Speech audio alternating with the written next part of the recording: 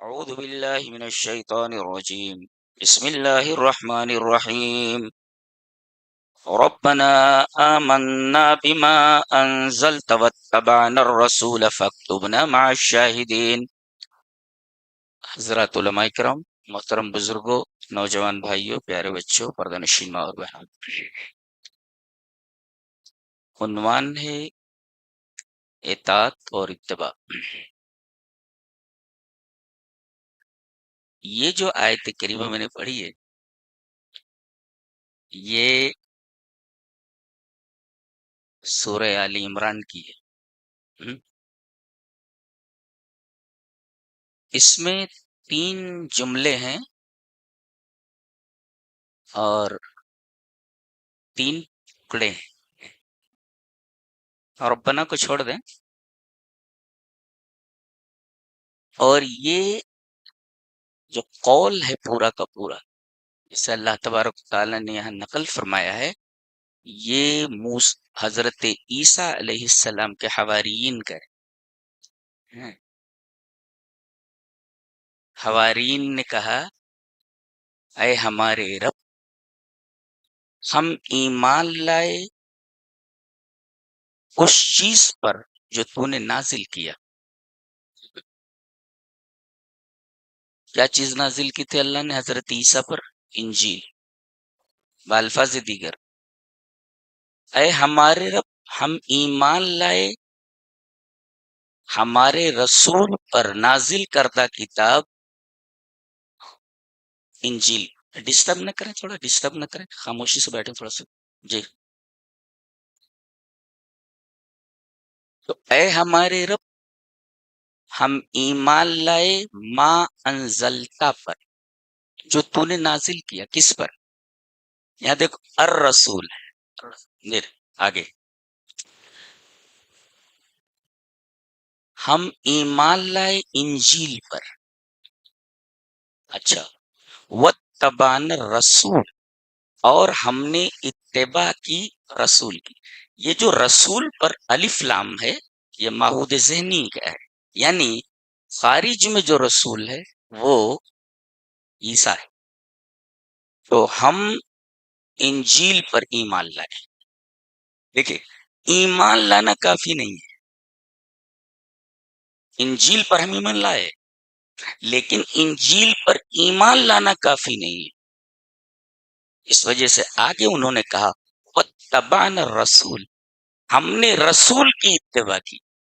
اس کا مطلب یہ ہے کہ صرف کتاب کے نزول پر یا کتاب پر ایمان لانا کافی نہیں ہے، اس لیے کہ اگر رسول کو درمیان سے ہٹا دیا جائے تو کتاب بازیچہ اطفال بن جائے گی، جو جس طریقے سے چاہے گا اس کتاب سے کھیلے گا۔ یہ مطلب ہو سکتا ہے، یہ مطلب ہے، وہ کہے گا یہ مطلب ہو، وہ کہے گا یہ مطلب ہو، وہ کہے گا یہ مطلب ہے۔ تو بما انزلتا کے ساتھ، کتاب کے ساتھ رسول بھیجا جاتا ہے تاکہ یہ بتائے کہ اس کتاب کے اندر بیان کردہ چیزوں کا مطلب کیا ہے۔ تو اے ہمارے رب، ہم ایمان لائے انجیل پر، اور انجیل کو سمجھنے کے لیے ہم اتباع کرتے ہیں۔ ہم نے اتباع کی عیسیٰ کی۔ دیکھو، کتاب اور رسول دونوں لازم و ملزوم ہیں، دونوں لازم و ملزوم۔ جیسے کشتی بغیر ملاح، اگر کسی کشتی پر ملاح نہ ہو کیا ہوگا؟ کشتی بھی ڈوب جائے گی اور کشتی کے اندر بیٹھنے والے لوگ بھی ڈوب جائیں گے۔ ایسے ہی اگر رسول کو، احادیث کو درمیان سے ہٹا دیا جائے اور کتاب لوگوں کو دے دی جائے کہ جس طریقے سے چاہو سمجھو، کتاب کھیل بن جائے گی، کتاب کتاب نہیں رہے گی۔ لہذا ہم کتاب کو سمجھیں گے اتباع رسول کی روشنی میں۔ رسول جس طریقے سے بتا رہا ہے، ہم کتاب کو اس طرح سمجھیں گے۔ تو دیکھیں، اے ہمارے رب، ہم ایمان لائے انجیل پر، اور انجیل کو سمجھنے کے لیے ہم نے اتباع کی رسول عیسیٰ کی۔ تو ہمیں اس کا بدلہ عطا فرما۔ کیا؟ کتنا بڑا بدلہ مانگ رہے ہیں یہ، معمولی بات نہیں. دیکھو، فَاكْتُبْنَا مَعَ الشَّاهِدِينَ، تو ہمارا نام لکھ لے گواہی دینے والوں میں. یہ گواہی دینے والے کون ہیں؟ یہی لوگ، ہم لوگ ہیں گواہی دینے والے. مفسرین نے لکھا ہے کہ شاہدین، گواہی دینے والوں سے مراد امت محمدیہ ہے صلی اللہ علیہ وسلم. کہ قیامت کے دن جب رسولوں کی امتیں انکار کر دیں گی، اللہ پوچھے گا یہ رسول تمہارے درمیان آیا تھا؟ بولے نہیں آیا تھا. اچھا یہ رسول تمہارے درمیان آیا تھا؟ بولے ہم نہیں جانتے اس کو. اب رسول بھی حیران ہوں گے کہ ہم ان کے درمیان آئے اور یہ امت صاف انکار کر رہی ہے کہ ہمارے درمیان یہ آئے ہی نہیں. بتائے کون، گواہی کون دے کہ یہ آئے تھے اپنی امتوں کی طرف؟ تو گواہی امت محمدیہ کی ہوگی، اور امت محمدیہ گواہی دے گی کہ یہ رسول اپنی امتوں کی طرف آئے تھے. تو حواریین نے تمنا کی ہے کہ وہ ہمارے رجسٹر میں اپنا نام لکھوا دے، جس رجسٹر میں امت محمدیہ کے افراد کا نام لکھا ہوا ہے. یہ امت محمدیہ کی فضیلت ہے. کچھ سمجھ میں آ رہا ہے کہ خالی منڈی ہلا رہے ہیں؟ یہ فضیلت ہے ہماری امت محمدیہ کی، معمولی فضیلت ہے یہ. کہ حواریین عیسیٰ کے متبعین کہہ رہے ہیں کہ ہمارا نام اس رجسٹر میں لکھ دیا جائے جس رجسٹر میں امت محمدیہ کے افراد کا نام لکھا ہوا ہے. یہ معمولی بات ہے کہ خالی منڈی ہلا رہے. بہت ہی اہم بات.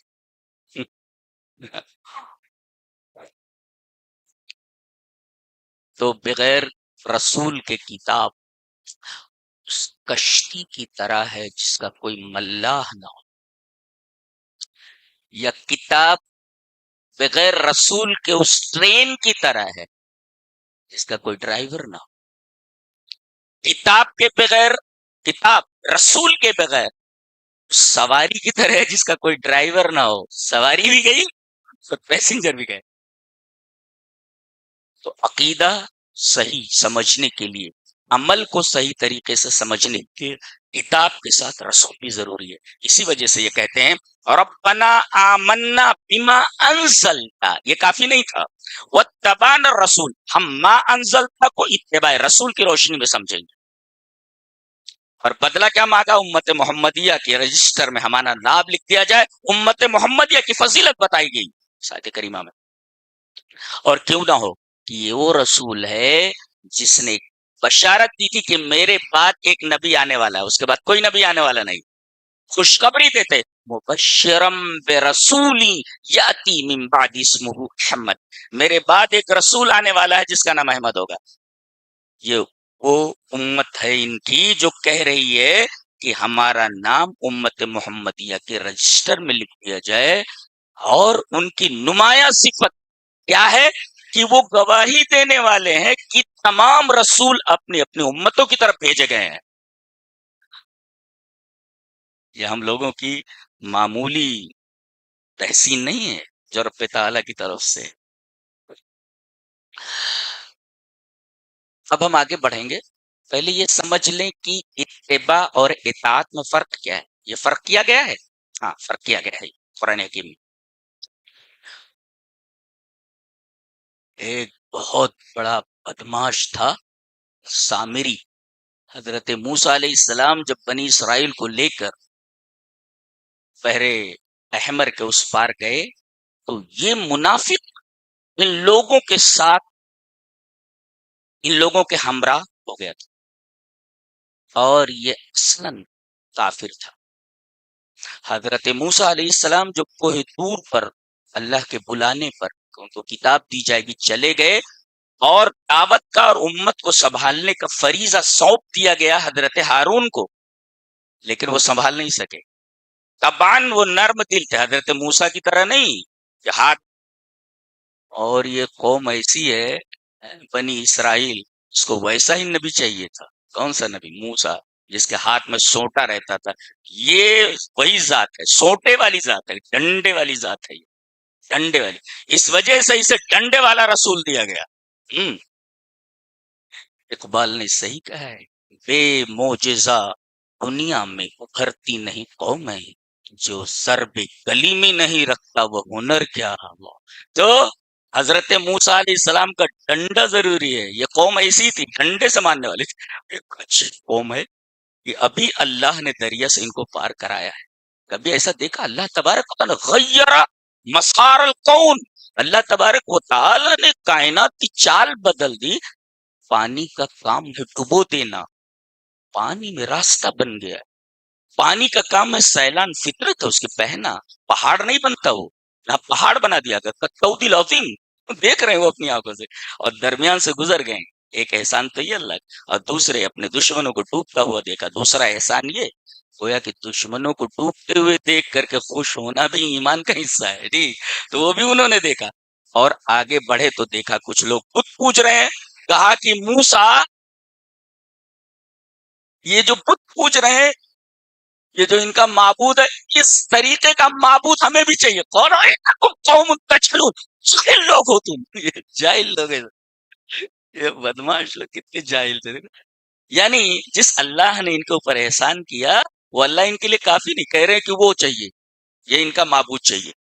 حضرت موسیٰ علیہ السلام کو قال انکم قوم تجہلون، جاہل لوگ ہو تم. تو جاہل ہی تھے، جاہل ہی تھے جی. تو ڈنڈا دیا گیا تھا اس رسول کو. ابھی چلے گئے. اب ایک نرم دل نبی کے ہاتھ میں ان کی زمام آ گئی، ان کی لگام آ گئی، پھسل گئی. یہ جو بدماش تھا، اس نے سونے کے تمام زیورات جمع کیے اور اسے ڈھالا اور ایک بچڑے کی شکل دی، اس طرح کہ جب ہوا اندر جاتی اور گھوم کر کے باہر نکلتی تو خوار کی آواز ہوتی، جب بیل ٹکراتا ہے، او ایسا بیل ٹکراتا ہے. اور کیا کہنے لگا کہ یہ تمہارا بھی رب ہے اور یہ موسیٰ کا بھی رب ہے. الہکم و الہ موسیٰ. لو دیکھو، آنکھوں میں دھول جھونک رہا ہے وہ.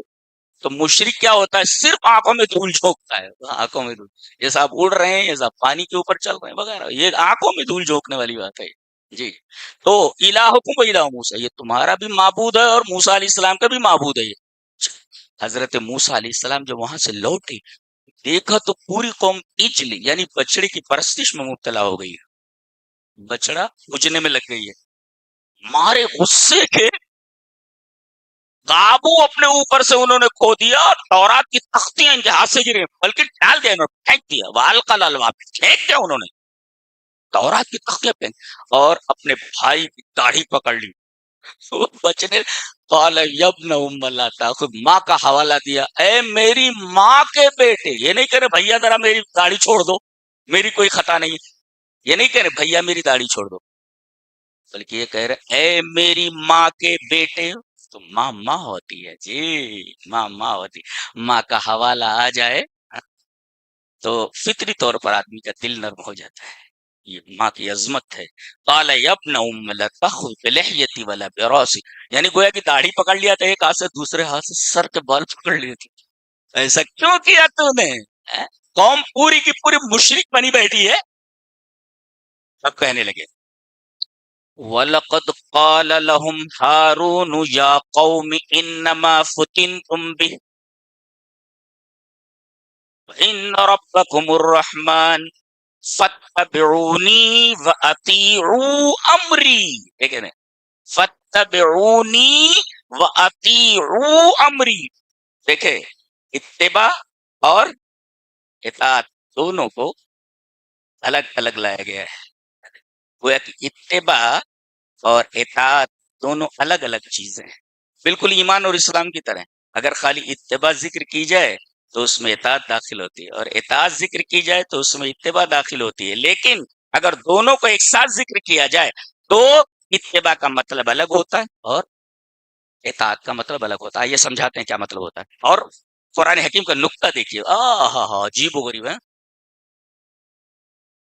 ہارون نے کہا ان سے، یعنی قوم سے، قال لهم ہارون یا قوم، اے میری قوم، انما فتنتم به، فتنتم اے ابتلیتم، تم لوگوں کو آزمایا گیا ہے، تمہیں آزمائش میں ڈال دیا گیا ہے اس بچڑے کی وجہ سے.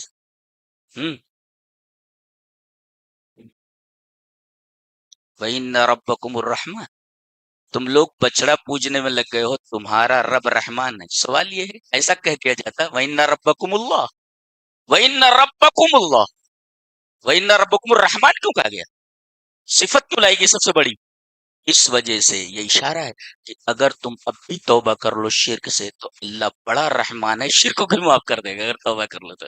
لہذا اللہ صفت الجلال، اسم الجلالہ نہ لا کر کے صفت الرحمان لائی گئی جو سب سے بڑی صفت ہے اللہ تبارک و تعالیٰ کی۔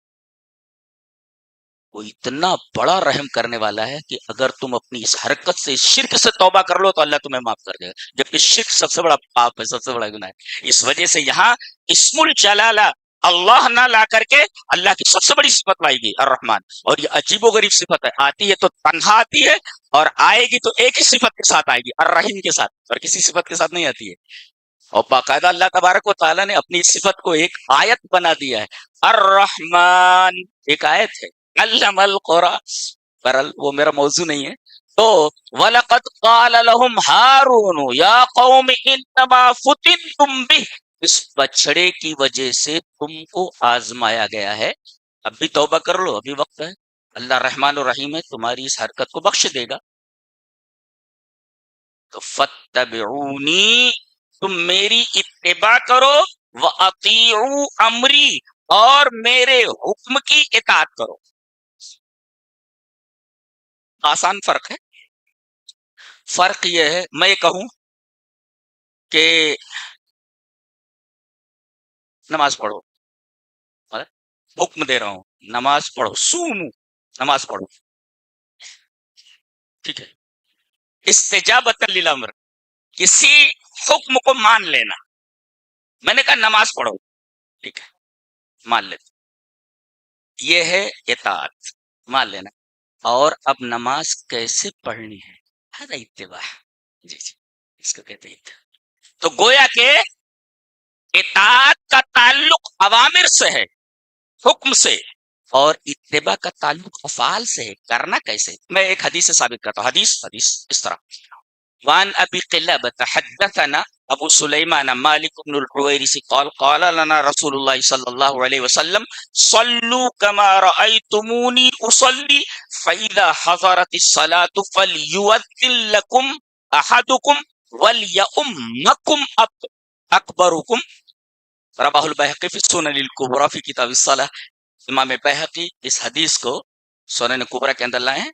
ابو قلابہ کہتے ہیں کہ مالک بن حویرث یہ وہی ہیں جنہوں نے بہت بعد میں یہ بتایا کہ نبی کریم صلی اللہ علیہ وسلم کہاں کہاں رفع الیدین کرتے تھے، یہ وہی ہیں وہ مالک بن حویرث، اور وہاں پر ماضی استمرار، وہ جو ہے فعل استمرار کا لایا گیا، ایسا آپ برابر کرتے تھے آپ، یہ وہی ہیں۔ تو مالک ابن حویرث کہتے ہیں کہ ہم سے نبی نے کہا، ہم سے، مجھ سے نہیں، قال لنا، تمام صحابہ کرام سے کہا، صلو، تم لوگ نماز پڑھو، صلو، ہاں ٹھیک ہے، پڑھنا ہے، استجابۃ لہذا الامر، هذا اطاع، هذه اطاع، یہ اس کو کہتے ہیں اطاعت۔ اب کما رأیتمونی اصلی، جیسا میں نماز پڑھتا ہوں ایسے ہی نماز پڑھنا ہے، یہ ہے اتباع۔ تو امر یہ اطاعت سے متعلق ہے، اور اتباع یہ فعل سے متعلق ہے۔ اسی وجہ سے عربی میں کہا جاتا ہے بقرۃ متبع، بقرہ مانے گائے، بقرۃ متبع، ایسی گائے جو آگے آگے چلے اور پیچھے اس کا بچہ چلے، تو ایسی گائے کو جس کا بچہ اس کے پیچھے پیچھے چل رہا ہے اس کو کہتے ہیں بقرۃ متبع، اور یہ جو بچہ چل رہا ہے پیچھے پیچھے اس کو کہتے ہیں تبیع، اس کو کہتے ہیں تبیع۔ اور ہم کون ہیں؟ ہم متبع ہیں۔ جیسے وہ گائے جو آگے آگے چل رہی ہے وہ بقرۃ متبع ہے، اور یہ جو پیچھے پیچھے اس کا بچہ چل رہا ہے یہ تبیع ہے، یہ اس کے تابع ہے، جہاں جا رہی ہے وہاں یہ بچہ جا رہا ہے۔ تو یہی مطلب ہے نبی جہاں جہاں جائے اور جس جس راستے سے جائے ویسا ویسا کرنا، اس کو کہتے ہیں۔ ایک حدیث سے پروف کرتا ہوں، حدیث تو بہت غور سے ہے، حدیث اس طرح، وَعَن نَافِعٍ لَوْ رَأَيْتَ ابْنَ عُمَرَ يَتَّبِعُ آثَارَ رسول اللہ صلی اللہ علیہ وسلم لَقُلْتَ هَذَا مَجْنُونٌ۔ ریپیٹ کرتا ہوں حدیث کو، النافع لو رأيت ابن عمر يتبع آثار رسول الله صلی اللہ علیہ وسلم لقلت هذا مجنون. رواه الحاکم فی المستدرک. امام حاکم رحمہ اللہ اس حدیث کو ایسے ہی مستدرک علی الصحیحین کے اندر لائے. حضرت نافع جو عبداللہ ابن عمر کے شاگرد ہیں، نافع وہ کہتے ہیں اگر تم ابن عمر کو رسول اللہ صلی اللہ علیہ وسلم کے آثار کی، آپ کے نشانات، آثار کا مطلب یہ میں یہاں پیر رکھتا ہوں ایسے ایسے پیر رکھتا ہوں، تو وہاں جو نشان بنا ہے یقال اثر، اثر یہ بن گیا، اور پھر اگلا پیر میں نے رکھا تو وہاں پر ایک نشان بن گیا. اور قرآن حکیم میں یہی ہے کہ تمہارے آثار لکھے جا رہے ہیں. جی تو اگر تم ابن عمر کو دیکھو کہ وہ نبی کریم صلی اللہ علیہ وسلم کے نشانت، نقوش قدم کی، یہ ترجمہ کر لو، نقوش قدم کی اتباع کیسے کرتے تھے، تو تم سمجھتے، تم کہہ دیتے یہ تو آدمی پاگل ہے. نقطہ یہ ملا کہ اتباع کس درجے تک کی جائے، پاگل پنے کی حد یہ معلوم ہوا. نبی کریم صلی اللہ علیہ وسلم کی اتباع کس حد کی جائے، جواب پاگل پنے کی حد. اگر پاگل پنے کی حد کوئی اتباع کر رہا ہے وہی اس روئے زمین پر کامیاب ہے. لقلت هذا مجنون. چلیے یہ تو اتباع ہوئی، اتباع ہے نقوش قدم کی، پیچھے پیچھے چل رہے ہیں نا، جہاں نبی قدم رکھ رہا ہے وہاں ابن عمر قدم رکھ رہے ہیں، اس کو کہتے ہیں نقوش قدم کی اتباع. چلیے انہی سے ایک روایت ہے نافع سے وہ بھی پڑھتے تھے حدیث اس طرح. وعن نافع عن ابن عمر رضی اللہ تعالیٰ عنہ قال قال رسول اللہ صلی اللہ علیہ وسلم لو ترکنا هذا الباب للنساء قال نافع فلم يدخل منه ابن عمر حتى مات. رواہ ابو داؤد فی کتاب الصلاۃ. حضرت امام ابی داؤد اس حدیث کو ایسے ہی ابو داؤد شریف کتاب الصلاۃ کے اندر لائے. حضرت نافع کہتے ہیں کہ عبداللہ ابن عمر رضی اللہ تعالی عنہ نے فرمایا کہ نبی نے فرمایا کہ یہ جو دروازہ ہے، کاش ہم اس دروازے کو عورتوں کے لیے چھوڑ دیتے، اس دروازے کو ہم عورتوں کے لیے چھوڑ دیتے، اس سے مرد نہیں آنے چاہیے تھے. پتہ یہ چلا کہ مسجد میں عورتوں کا آنا، یہ احادیث میں اس کی جو ہے ترغیب آئی ہے، عورتیں آئیں نماز پڑھنے کے لیے، عورتیں آئیں نماز پڑھنے کے لیے. اور باقاعدہ نبی نے فرمایا یہ جو دروازہ اس سے مرد بھی آ جا رہے ہیں اور عورتیں بھی آ جا رہی ہیں، تو میں یہ چاہتا ہوں یہ دروازہ عورتوں کے لیے چھوڑ دیا جائے. لو ترکنا، ہم سب چھوڑ دیتے، ھذا الباب للنساء، اس دروازے کو عورتوں کے لیے، یعنی اس سے صرف عورتیں آئیں. اس سے پتا چلا کہ عورتوں کے لیے پردہ کس قدر ضروری ہے اور ان کے لیے عفت اور پاکدامنی کس حد تک ضروری ہے. لو ترکنا، اختلاط مرد و زن نہیں ہونا چاہیے. یہاں تو باقاعدہ ایسے ایسے کالجز ہیں، بس لڑکے اور لڑکیاں ایک ساتھ بیٹھ رہے ہیں. یہاں نبی فرما رہے ہیں اس میں اختلاط مرد و زن کو ناجائز کہا گیا ہے. اشارہ اس بات. لو ترکنا ھذا الباب للنساء، کاش ہم اس دروازے کو عورتوں کے لیے چھوڑ دیتے. نافع کہتے ہیں یہ بات حضرت عبداللہ ابن عمر کے کان میں آئی، فلم يدخل منه حتى مات. حضرت عمر اس دروازے سے مرنے تک کبھی داخل نہیں رہے. اس کو اتباع کہتے ہیں، اس کو نبی کی اتباع کہتے ہیں. ایک جملہ ارشاد فرمائے، کاش کہ اس دروازے کو ہم عورتوں کے لیے خاص کر دیتے. نافع کہتے ہیں زندگی بھر مرتے دم تک حضرت عبداللہ ابن عمر اس دروازے سے داخل نہیں رہے. یہ ہے اتباع کی انتہا ہے. تبھی اللہ تعالیٰ نے پوری دنیا ان کے حوالے کر دی، سہارا نشینوں کو پوری دنیا حوالے کر دی. آج 57 ممالک انہی کی دین ہے جس کو ہم سنبھال نہیں پا رہے ہیں، انہی کی دین ہے. سہارا نشینوں کی بکریاں چرانے والے، جو کچھ انہیں ملا صرف قرآن اور جناب محمد رسول اللہ صلی اللہ علیہ وسلم کی اتباع کی وجہ سے. دیکھ رہے ہیں حد کر دی ہے، انتہا کر دی ہے اتباع کی. سن لیا صرف زبان سے. چلیے ایک اس بات کو پروف کرنے کے لیے اور حدیث پڑھ دیتے ہیں. حدیث حدیث اس طرح وان جابر رضی اللہ تعالیٰ عنہ قال لما استوى رسول الله صلى الله عليه وسلم يوم الجمعة قال اجلس فسمع ذلك ابن مسعود فجلس على باب المسجد فرآه رسول الله صلى الله عليه وسلم قال تعال يا عبد الله ابن مسعود رواه ابو داود في کتاب الصلاة. حضرت امام ابی داؤد رحمہ اللہ اس حدیث کو ایسے ہی کتاب الصلاۃ کے اندر ہے. راوی حضرت جابر رضی اللہ ہے. حضرت جابر فرماتے ہیں کہ حضرت عبداللہ ابن مسعود مسجد میں داخل ہو رہے ہیں.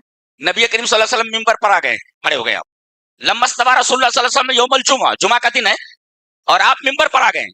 آپ کی زبان سے نکلا بیٹھ جاؤ, اجلسو بیٹھ جاؤ. کسی آدمی کے لیے نہیں کہا تھا آپ نے, لیکن یہ کہا تھا کوئی کھڑے نہ رہو, بیٹھ جاؤ. اور حضرت عبداللہ ابن مسعود ابھی داخل ہو رہے تھے مسجد میں, ان کے کان میں اتنی بات پڑی بیٹھ جاؤ, وہ مسجد کے دروازے پر بیٹھ گئے. وہاں مسجد کے دروازے پر بیٹھ گئے. نبی کریم صلی اللہ علیہ وسلم دیکھا رہے ہو تو مسجد کے دروازے پر بیٹھے ہوئے. فراؤ رسول اللہ صلی اللہ علیہ وسلم, نبی کریم صلی اللہ علیہ وسلم دیکھا کہ وہ دروازے پر بیٹھے, کہا علی عبداللہ ابن رسول وہاں کیوں بیٹھے ہوئے, ادھر آ جاؤ. کہا اللہ کے رسول آپ نے فرمایا اجلس, تو میں جہاں تھا وہیں بیٹھ گیا. اتباع کا مطلب یہ ہوا جیسے نبی کرے ویسے کرنا ہے, اور جہاں کرنے کے لیے کہے وہیں کرنا ہے. اور تیسرے, ادھر زبان نبوی سے حکم نکلے اس پر فوری عمل ہونا چاہیے, درمیان میں فصل نہیں ہونی چاہیے. ہاں جی, یہی بات کہی گی سورہ نور میں, انما کان قول المؤمنین اذا دعوا الی اللہ ورسولہ لیحکم بینہم ان یقولوا سمعنا واطعنا. ادھر زبان نبوی سے بات نکلے تو دوسری طرف صرف ایک ہی آواز آنی چاہیے, سمعنا واطعنا, ہم نے سنا اور صرف اطاعت کی, ہم نے سنا اور صرف اطاعت کی. یہ مومنین کا قول ہونا چاہیے. ہاں, نبی کہے آؤ اس طرف, ایک ہی زبان ہونی چاہیے مومنین کی, کیا سمعنا واطعنا. اے ہمارے نبی, ہم نے آپ کی بات سنی اور ہم نے, دیکھو سمعنا واطعنا, سمعنا کے بعد اطعنا فوراً ہونی چاہیے, درمیان میں کوئی فصل نہیں ہونی چاہیے کہ آپ کہیں سنا اب ہے کریں گے بعد میں. نبی کریم صلی اللہ علیہ وسلم کی بات سننے اور اطاعت کے درمیان کوئی فصل نہیں ہونی چاہیے. حدیث سے بھی ثابت ہو گیا, قرآن حکیم سے بھی ثابت ہے, کتاب و سنت دونوں سے ثابت ہے. اور یہی دو چیزیں تو ہمیں دے کر گئے ہیں نبی کے ساتھ. چلو وہ حدیث بھی دیکھ لیتے ہیں. وعن ابی ہریرہ رضی اللہ تعالی عنہ قال قال رسول اللہ صلی اللہ علیہ وسلم انی قد ترکت فیکم شیئا لن تضلوا بعدهما کتاب اللہ وسنتی ولن يتفرقا حتى يرد علی الحوض رواه الحاکم فی المستدرک فی کتاب العلم. میں نے تمہارے درمیان دو چیزیں چھوڑ دی ہیں, جب تک پکڑے رہو گے گمراہ نہیں ہوگی, اللہ کی کتاب اور میری سنت, اور یہ دونوں جدا نہیں ہو سکتے یہاں تک کہ میرے پاس حوض کوثر کے اوپر آ جائیں.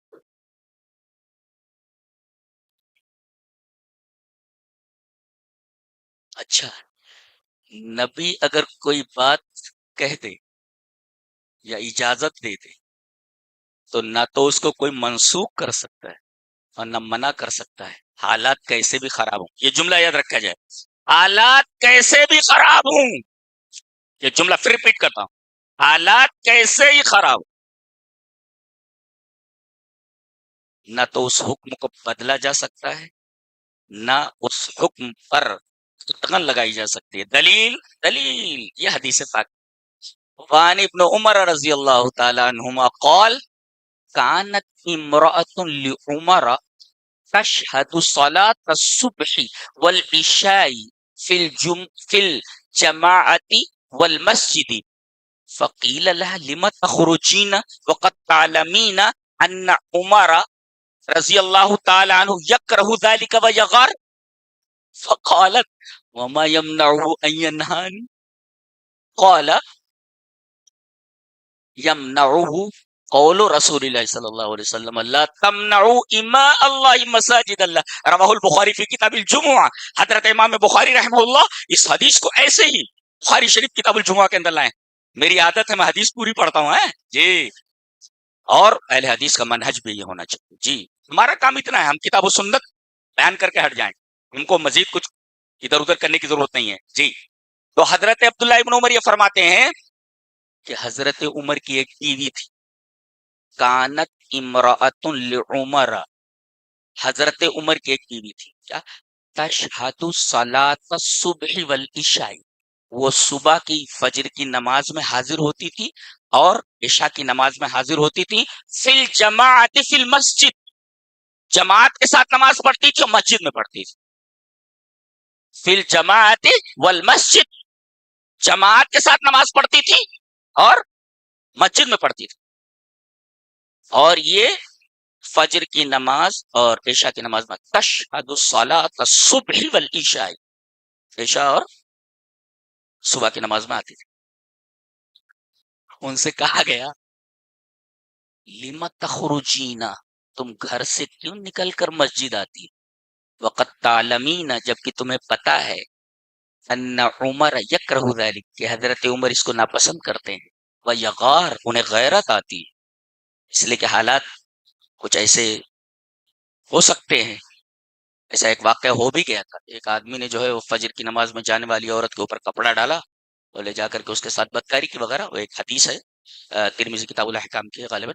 تو انہیں غیرت آتی ہے، تو کیوں جاتی ہو، تمہارے شوہر کو ناپسند ہے، دیکھو شوہر کو ناپسند ہے، اور اتنا بڑا صحابی ہے کہ جس گلی میں داخل ہو جائے، شیطان اس گلی میں داخل ہو رہا تو بھاگ جائے وہاں سے، شیطان بھاگ جائے اس گلی سے، راستہ چھوڑ دے۔ کہا گیا کہ تمہارے شوہر عمر اس بات کو ناپسند کرتی ہے، یکرہ ذلک ویغار، انہیں غیرت آتی ہے، تو تم کیوں مسجد میں آتی ہو، مسجد میں آنا ضروری تو ہے نہیں تمہارے لیے، افضل تو یہ ہے کہ گھر میں پڑھو، مسجد میں کیوں آتی ہو؟ کہا کہ منع کیوں نہیں کر دیتے، وما يمنعه ان ينهاني، دیکھو یہ جملہ ہے ان کا، وما يمنعه ان ينهاني، مجھے منع کیوں نہیں کر دیتے کہ مت جا۔ کہا کہ منع کس وجہ سے نہیں کر رہے معلوم ہے، یمنعہ قول رسول اللہ صلی اللہ علیہ وسلم، منع اس وجہ سے نہیں کر پا رہے کہ نبی کا قول ہے، جی، اور قول میں اطاعت ہوتی ہے، صرف کیا، لا تمنعوا اماء اللہ مساجد اللہ، اللہ کی لونڈیوں کو مسجد میں جانے سے مت روکو، یہ قول نبی کا روک رہا ہے۔ اتنا بڑا صحابی خلیفہ دوم اپنی بیوی کو منع نہیں کر رہا ہے، جبکہ ناپسند کر رہا ہے، اسے غیرت آ رہی ہے۔ پتہ یہ چلا کہ نبی کوئی بات کہہ دے تو دنیا میں کسی آدمی کی یہ جرات نہیں ہے، اور نہ اسے اجازت ہے، نہ اس کی اوقات ہے کہ نبی کریم صلی اللہ علیہ وسلم کے اس حکم کے اوپر اپنا کوئی حکم نافذ کرے، اس کو پلٹائے، جی۔ اور کتنے غیرت مند تھے صحابہ، اگر دیکھ لیتے تھے اس طریقے کی حرکت کرتے ہوئے کسی کو، ہاں تو ڈنڈا اگر نہیں اٹھا سکتے تو زبان کا ڈنڈا ضرور مارتے۔ ایک ہوتا ہے ہاتھ کا ڈنڈا اور ایک ہوتا ہے زبان کا ڈنڈا۔ زبان کا ڈنڈا بتاؤں کیسے ہوتی ہے، حدیث میں، حدیث اس طرح، زبان کا ڈنڈا دیکھو، حدیث اس طرح، وان کعب ابن عجرۃ قال دخل المسجد وعبد الرحمن ابن ام الحكم يخطب قاعدا فقال انظروا الى هذا الخبيث يخطب قاعدا وقال الله تعالى واذا راوا تجاره او لهوا انفضوا اليها وتركوك قائما، رواه مسلم في کتاب الجمعہ۔ حضرت امام مسلم رحمہ اللہ اس حدیث کو ایسے ہی مسلم شریف کتاب الجمعہ کے اندر ہے، راوی حضرت کعب ابن عجرہ ہے۔ حضرت کعب ابن عجرہ فرماتے ہیں کہ وہ مسجد میں داخل ہوئے تو بہت زبردست، جانتے ہو کون ہے؟ ان سے روایت بخاری میں وہی ہے کہ درود کس طرح پڑھا جائے، انہوں نے بتایا وہ کون سا درود، وہ جو پڑھتے ہیں صلاۃ و سلام علیک یا رسول اللہ، کچھ بھی نہیں، وہ درود بتایا انہوں نے کہ رسول اللہ صلی اللہ علیہ وسلم سے مسنون درود کیا ہے، بخاری میں انہی سے ہے، کعب ابن عجرہ سے، وہی راوی ہیں اس کے، کہتے ہیں دخل المسجد، مسجد میں ہے، جمعہ کا دن تھا، ہاں، اور دیکھا کہ وقت کا بادشاہ عبد الرحمن ابن ام حکم بیٹھ کر ممبر پر خطبہ دے رہا ہے، ظاہر ہے کہ یہ قرآن کے بھی خلاف ہے اور رسول اللہ صلی اللہ علیہ وسلم کی حدیث کے بھی خلاف ہے۔ اچھا دیکھو، پہلے ڈنڈا دیا انہوں نے، زبان کا ڈنڈا کا، انظروا الی ھذا الخبیث، اس خبیث کو دیکھو، اللہ اکبر، وقت کے بادشاہ کو ایسی بات کہنا، بولے تو وقت کے حاکم کو اتنی بڑی بات کہنا، گردن اتروانے کے مرادف ہے، یہ گردن اتر جائے۔ کہا انظروا، یہ بھی کہہ سکتے تھا انظر الی ھذا الرجل کیف یخالف سنت رسول اللہ، ایسا بھی کہہ سکتے تھے کہ اس آدمی کو دیکھو رسول اللہ صلی اللہ علیہ وسلم کے حکم کی سنت کی مخالفت کیسے کرا. انظروا الی ھذا الخبیث، اس خبیث کو، وہ تو خبیث ہے، ہمارے کیا بولتے خبیث، بولے اس خبیث کو جو ہے دیکھو کہ یہ بیٹھ کر خطبہ دے رہا ہے اور پھر آیت کریمہ استشہاد میں لا رہا ہے. حالانکہ اتنا ہی کہہ دینا کافی تھا. دلیل دے رہے ہو نبی کریم صلی اللہ علیہ وسلم کی سنت یہ ہے اور اللہ تعالیٰ کا قول یہ ہے کیا وَإِذَا رَأَوْا تِجَارَةً أَوْ لَهْوًا انفَضُّوا إِلَيْهَا وَتَرَكُوكَ قَائِمًا. علاوہ مشغول اور نبی کو کھڑا چھوڑ دیتے ہیں ممبر پر، تو قائمہ سے استدلال کرتے ہوئے کہا یہ دیکھو یہ ہے حدیث کا فہم، یہ ہے قرآن حکیم کا فہم کہ وہ اس آدمی کو ڈانٹ رہے کہ یہ خلاف سنت ہے اس لیے کہ قرآن حکیم میں وَتَرَكُوكَ قَائِمًا، یہ نبی کریم صلی اللہ علیہ وسلم کو ممبر پر کھڑا چھوڑ کر بھاگ گئے، یہ نکل گئے. تو یہ ہے ایک ہے ہاتھ کا ڈنڈا ہے کہ زبان خبیث کو دیکھو، کیا بات ہے. یعنی خلاف سنت کوئی بھی بات برداشت نہیں کرتے. چلیے ایک اور حدیث دیکھ لیتے. حدیث اس طرح وان مجاہد قال كنت مع ابن عمر فثوب رجل في الظهر أو العصر فقال اخرج بنا فإن هذه بدعة رواه أبو داود في كتاب الصلاة. اللہ اکبر. حضرت مجاہد کہتے ہیں کہ ایک مسجد میں ہم گئے عبداللہ ابن عمر کے ساتھ، یہ وہی عبداللہ ابن عمر ایک نابینا ہو گئے تھے، آخر میں نابینا ہو گئے تھے. ہاں، اور ان کو لے کر کے مسجد میں پہنچے حضرت مجاہد. بس وہ اس نے تصویب کی. کون؟ مؤذن نے. یہ تصویب کیا ہوتا ہے؟ تصویب کا مطلب یہ ہے دہرانا. یعنی ایک قول یہ ہے کہ جیسے فجر میں کہتے ہیں الصلاۃ خیر من النوم الصلاۃ خیر من النوم، اس طریقے کے کلمات کیا اس نے یا کہا الصلاۃ جامعۃ یا الصلاۃ والصلاۃ. یعنی شارحین حدیث نے بہت سارے مفہوم لکھے ہیں کہ تصویب کا یہ مطلب ہے چلو نماز کے لیے، چلو نماز. اور ہمارے جدید شارحین نے لکھا ہے کہ وہ اذان کے بعد فجر میں، ہمارے ہاں ہوتا ہے مالیگاؤں، ہمارے مالیگاؤں میں ہوتا ہے، اذان دے دیں گے اس کے بعد جب تک نماز کھڑی ہونے کا ٹائم ہو جاتا تب تک وہ کچھ شعر پڑھتے رہتے ہیں. اس کے بعد کہتے ہیں اب 10 منٹ باقی ہے، اب 5 منٹ باقی ہے، مسجد آپ کا انتظار کرے. مسجد آپ کا انتظار کرے؟ ارے ایک دفعہ شاہی دربار کے مؤذن نے اعلان کر دیا تو بھاڑ میں جا، تو آنا ہو تو آ، نہ آنا ہو تو جا کر کہیں پہ. اعلان ہو گیا، اعلان ہو، اللہ محتاج ہے تیرا. 5 منٹ باقی، 10 منٹ باقی، اب پتہ نہیں کیا کیا اشعار پڑھتے رہتے. اے لوگو، موت کا ایک دن مقرر کرے. کیا مصیبت ہے بھائی، یہ سب آتا ہے اس دائرے میں تصویب کے. اور جیسے اس نے کہا حضرت عبداللہ ابن عمر نے کہا یہ نبی کی سنت نہیں ہے، نبی کے زمانے میں تھا. وہ خروج بنا، مسجد سے نکل چلو، یہاں نہیں نماز پڑھنی پڑے. اس مسجد میں اس طریقے کی بدعت ہو ہم نماز نہیں پڑھتے. معمولی بات تھی وہ، ظاہر ہے. چلو بھائی نماز کا وقت ہو گیا، الصلاۃ الصلاۃ. کہا کہ یہ کون بولا ہے؟ اخرج بنا فإن هذه بدعة، چلو یہاں سے. پتہ یہ چلا کہ نبی کریم صلی اللہ علیہ وسلم کی اطاعت اور اتباع یہ فرض ہے. اچھا، نبی کی اطاعت فرض کیوں ہے؟ قرآن میں جواب دیا گیا وما ارسلنا من رسول الا لیطاع باذن اللہ. جی، ہم نے جتنے بھی رسول بھیجے ہمارا رسول بھی اس لیے بھیجے تاکہ اطاعت کی جائے رسول کی. کس سے؟ اللہ باذن اللہ، اللہ کے حکم سے. اللہ نے کہہ دیا کہ میرے نبی کی اطاعت ہے تو نبی کی اطاعت یہ اللہ کا حکم ہے. اللہ کا حکم سے کیجیے، اللہ کا حکم ہے. تو ہم نبی کی اطاعت کیوں کریں؟ اس لیے کہ اللہ کا حکم ہے. اچھا، نبی کی اطاعت کیوں کریں؟ اس لیے کہ کائنات میں واحد ہستی ہے یہ جو بولتی تو ہے، زبان تو اس کی ہوتی ہے مگر بات اللہ کی ہوتی ہے. تو جب زبان آپ کی ہے، بات اللہ کی ہے، تو بات اللہ کی ہے تو آپ کو ماننا ہی ہے. وما ينطق عن الهوى ان هو الا وحي يوحى. آپ اپنی خواہش سے کچھ نہیں بولتے، آپ کی زبان مبارک سے جو نکلتا ہے وہ وحی الہی ہوتا ہے. تو زبان آپ کی، بات اللہ کی. یہ دوسری دلیل ہے، یہ دوسری دلیل ہے. اور تیسری دلیل وما آتاکم الرسول فخذوہ وما نہاکم عنہ فانتہوا، نبی جو تمہیں دیں اسے لے لو، اور جس چیز سے روک دے رک جاؤ۔ ٹائم ہو گیا؟ ہاں یہ بولنا ہے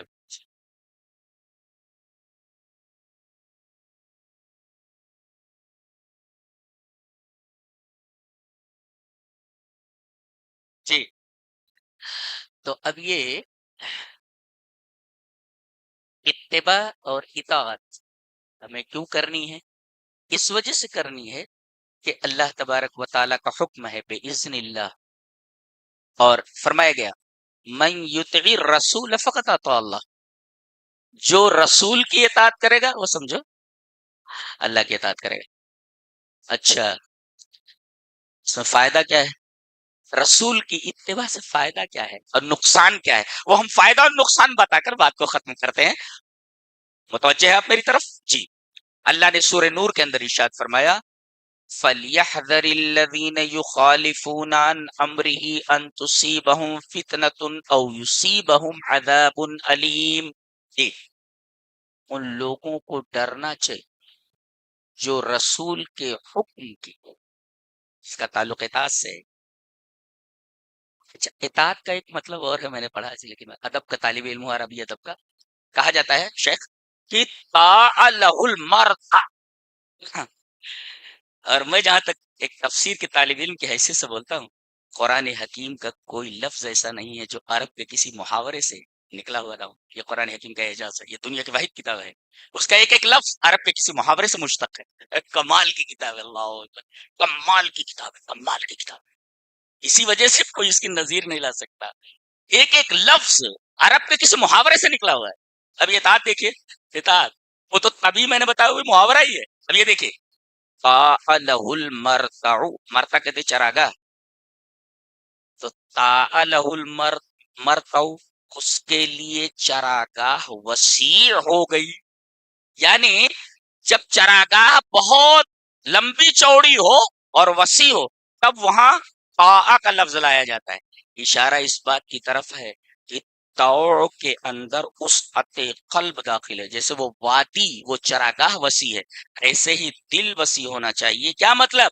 دل وسیع ہونا چاہیے، اس لیے کہ یہ طاع یہ نقیض الکر ہے، یہ ناپسندیدگی کی ضد ہے، یہ یعنی نبی کی بات مانو، چاہے آپ کی سمجھ میں آئے یا نہ آئے، اگر نہیں سمجھ میں آتی تب بھی آپ مانو، اور آپ کے دل میں ذرہ برابر تردد نہیں ہوتا۔ تردد میں کیا ہوتا ہے؟ انقباض ہوتا ہے، ایسے مانو کیا نہ مانو، تردد میں انقباض ہوتا ہے، ایسے سکڑ ہوتے ہیں۔ اور طاع کے مفہوم کے خلاف ہے، طاع کا مطلب ہوتا ہے وسیع ہونا۔ تو گویا کہ نبی کی جو بات آئے بلا تردد بلا تذبذب، اس کو وسعت قلب کے ساتھ تسلیم کیا جائے۔ جی، حرج نہیں، حرج مانے بھی تنگی ہوتی ہے۔ اور کہا گیا فلا وربک لا یؤمنون حتی یحکموک فیما شجر بینہم ثم لا یجدوا فی انفسہم حرجا، یہ مطلب اس کا جو لغت سے بھی ثابت ہے، اور اس کی نظیر اس آیت کریمہ میں ہے جی، کہ بات آ جائے تو آپ اس عت قلبی بطیب خاطر مانیں، دل میں کوئی ناراضگی یا ناپسندیدگی مان لیتے ہیں، مان لیتے، یہ اگر ہے تو اطاعت نہیں ہے۔ اطاعت کے اندر بطیب خاطر، یہ دل کے اندر وسعت ہونی چاہیے۔ تو گویا کہ اطاعت میں وسعت ہونی چاہیے، بطیب خاطر، وسعت خاطر کے ساتھ، دل میں تنگی نہیں ہونی چاہیے، اور اتباع کے اندر محبت ہونی چاہیے۔ یہ دیکھو، اتباع کے اندر محبت ہونی چاہیے اور اطاعت کے اندر وسعت قلبی ہونا چاہیے، یہ فرق ہے دونوں طریقے کا۔ اللہ اکبر، دونوں عرب کے محاورے سے مشتق ہے۔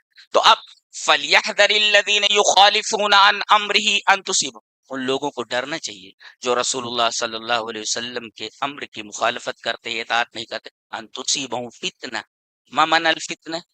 قال جعفر بن محمد، جعفر ابن محمد کہتے ہیں کہ فتنہ سے مراد سلطان جائر یسلط علیکم، تفسیر سالبی میں، کہ فتنہ کی تفسیر کیا کی ہے کہ کوئی حکمراں، ظالم حکمراں تمہارے اوپر مسلط کر دیا جائے گا۔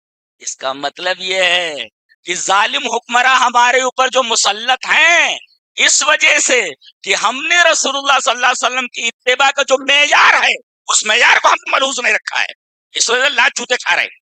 سلطان جائر مسلط علیکم، یہ فتنہ ہے. یہ جعفر ابن محمد کا یہ تفسیر ہے ان کی. اور او یصیبہم عذاب علیم، اور عذاب علیم سے مراد وان مقاتل ابن حیان قال، مقاتل ابن حیان کہتے ہیں کہ یہ جو عذاب علیم ہے، القتل فی الدنیا، موب لنچنگ، جہاں پائے جاؤ گے مار دیے جاؤ گے. جی جی. تو گویا کہ رسول اللہ صلی اللہ علیہ وسلم کے حکم کی اتباع نہ کی جائے تو دو چیزیں، ایک تو یہ کہ سلطان جائر مسلط علیکم، تمہارے اوپر ظالم حکمراں مسلط، جیسے مردے ویسے فرشتے، جیسے تم ہو ویسے تمہارے حکمراں ہوں گے. اور یصیبہم عذاب علیم، دردناک عذاب. دردناک عذاب کی تفسیر کر رہے ہیں مقاتل ابن حیان کہ القتل فی الدنیا، دنیا میں تمہیں قتل کیا جائے گا. دنیا میں نہ تمہاری آبرو محفوظ رہے گی اور نہ تمہاری جان. وجہ رسول اللہ صلی اللہ علیہ وسلم کے احکام کی مخالفت.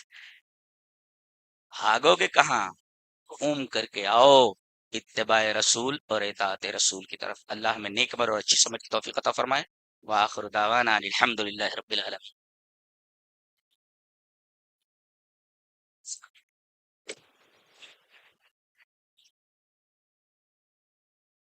جزاکم اللہ احسن الجزا.